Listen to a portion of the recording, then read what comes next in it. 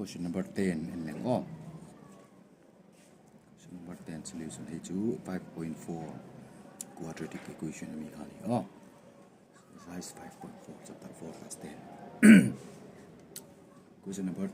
10 at one. The sum of two numbers is 18 number, but he will come to 18 and the sum of their reciprocals is 1 by 40. Al lingzonga ida a ibel come to 1 by 4 at number to inge. The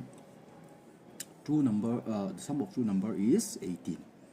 Let the numbers be let the two numbers let the numbers be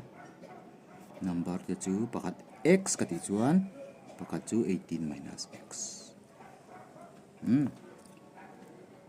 Number pati bel come to 18 ati hey x le 18 minus x bel tala 18 at oh dikti. So question kan ini ya.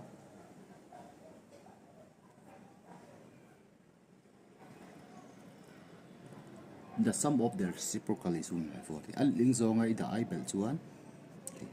x lingzong chu 1 by x 18 minus x bel lingzong chu 1 by 18 minus x.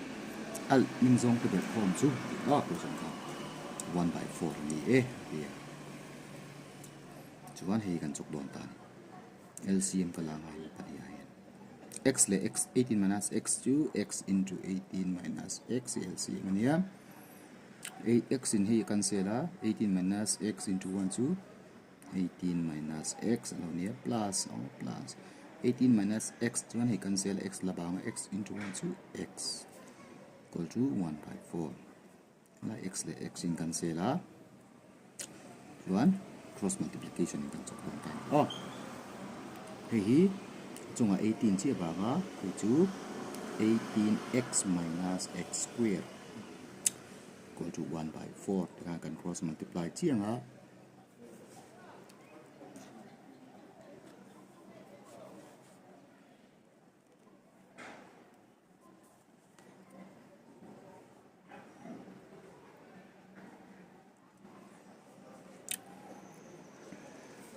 18x minus x squared into 1 to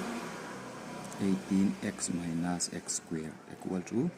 8 le 4 multiply me to 4 8 4s are 32 yeah 4 1 is 4 72 1 minus x squared plus 18x minus 72 is equal to 0 left hand side kata veka chuan assign hi minus in tran hi ka du lo bangin ka thla kun thla vek tu ti ka plus a changa minus a changa chuan hi plus a chang be boka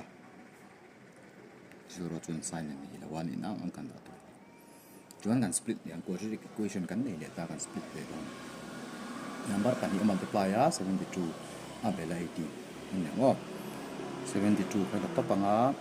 2 3s are 6 2 6 are 12 2 1 is 2 2 8 are 16 2 9s are 18 3 3s are 9 tan prime number vek ka du ta prime factorization chu hey coefficient get eng ma lo chun multiply pe lo tun ta ma choi kan mang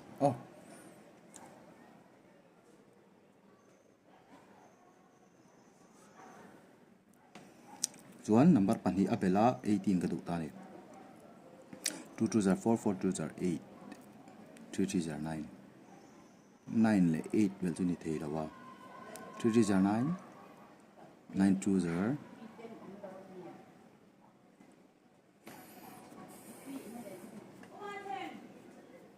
3 2s are 6 6 2s are 12 ila taila pathum hian 3 2s are 6 6 2s are 12 anianga 3 2s are 6 nia abel kom to 18 12 le 6 ni chu x squared minus 12x minus entrance 1 bel to ni chun minus 6x plus 72 equal to 0 ni le papa common kalanga x komuna x minus 12 pa nga minus 6 komuna x minus 12 pok bang le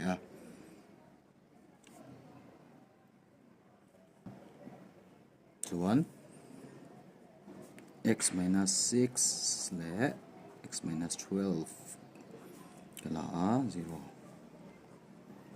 either katlia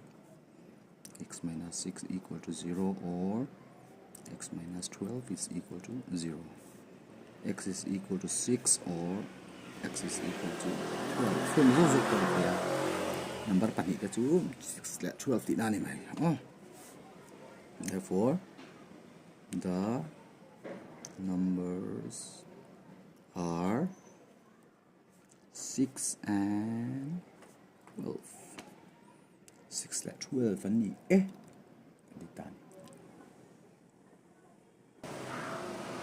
Next one, question number 11. 11 นะจ๊ะ The sum of the squares of 3 consecutive positive integers is 50. Find the integers here. Let the 3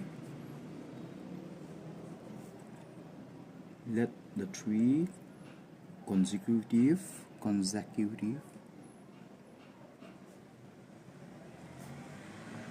positive integers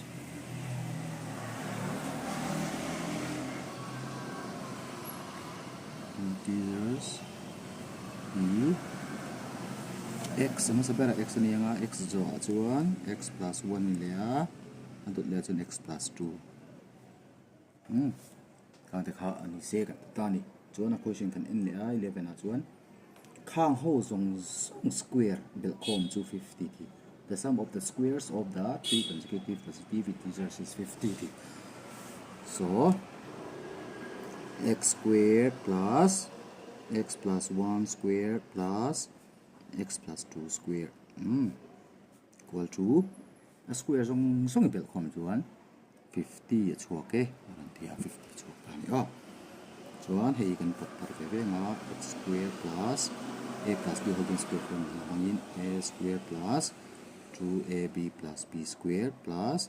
a squared plus 2ab plus b squared.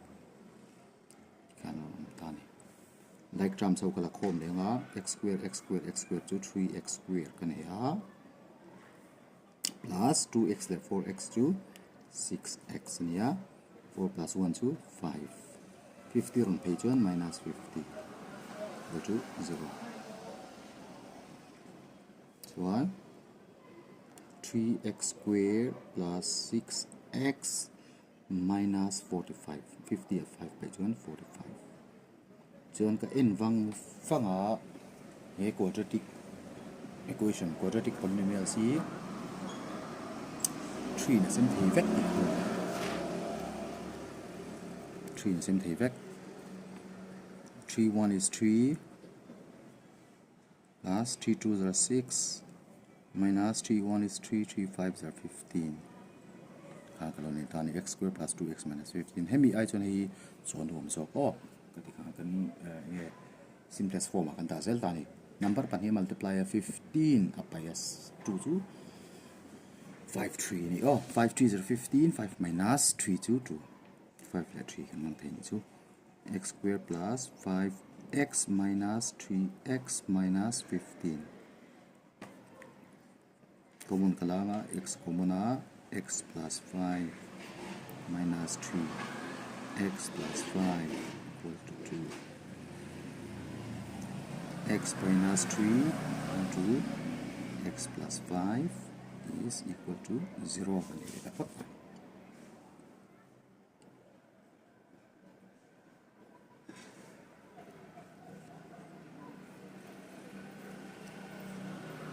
one either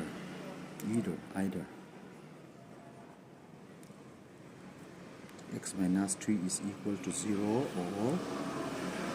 x plus 5 is equal to 0 patilenga x2 and 3 luka or x2 and minus 5 positive ati wang khan negative kan neglect edon an natel ve dong lo tinan chu one therefore the required numbers are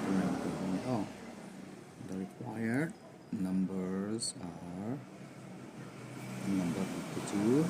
x is about 3 x plus 1 3 plus 1 to 4 and x plus 2 3 plus 2 to 5 the number consecutive number kan do to 3 4 5 10 ni di na ne bhai to next one question number 12 nang oh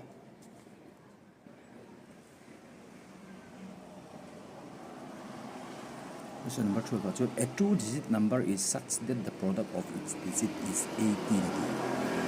two digit number oma ya two digit number chu a digit to x like y kan tele meng oh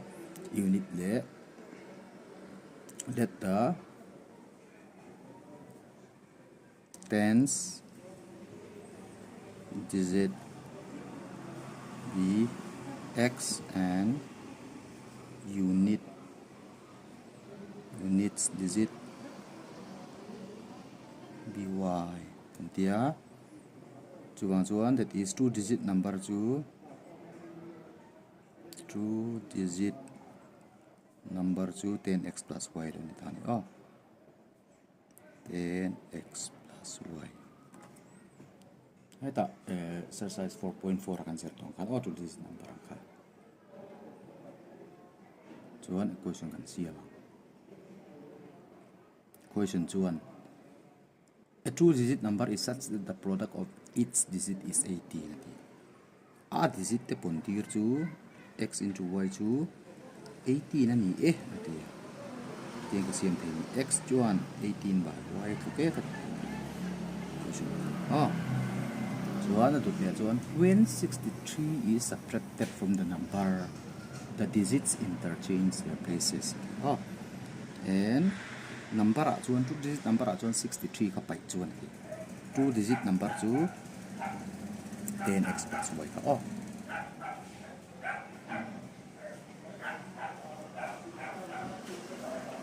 two digit number 63 ka pai two digit number chu 10x plus y 10x plus y chang hian 63 ka pai chuan ati a question chuan a digit te an thak thlenga ti 10y plus x a changa ti nang ni kan sia ka chu kan siam ram le don ni like term say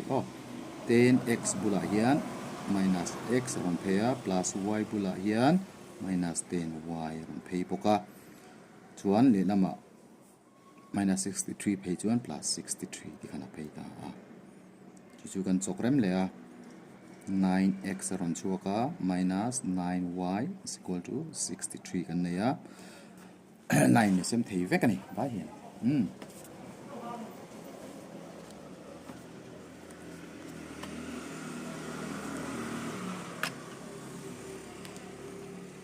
nine sem tir le vek nga he no hi 9 1 is 9 9 1 is 9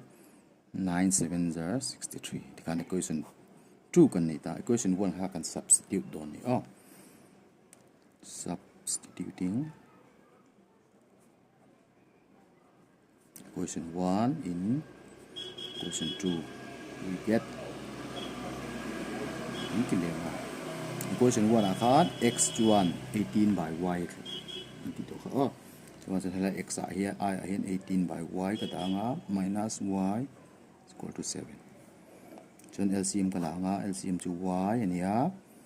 18 minus y square is equal to 7 chuan hi ka chok rem de chuan chok meng hi le lama phei chuan multiply tur ni 18 minus y squared is equal to 7y lo nia chuan ka rem thale minus y squared minus 7y phei chuan 7 minus plus 18 equal to 0 lo ni ta minus a in tran ka du lo wangin ka thak le plus pakhat sin ka thak chuan dang po an sin ni sa ka an dang lam ve effect tur ni lo ni le ta ni y squared plus 7y minus 18 chuan number pani multiply 18 up by 7 ka du ta ni chu 9 2s are 18 9 minus 2 is 7 9 le 2 din ani chu y square plus 9y minus 2y minus 18 is equal to 0 tilea y komuna y plus 9 minus 2 komuna y plus 9 1 y minus 2 le y plus 9 kan ni ta ni equation factorize thei tu chu y minus 2 le y plus 9 ti na ni mai factorization chuan either y minus 2 is equal to 0 or y plus 9 is equal to 0 kan tianga y is equal to 2 or y is equal to minus 9 and so ito for angin minus an neglect le don tani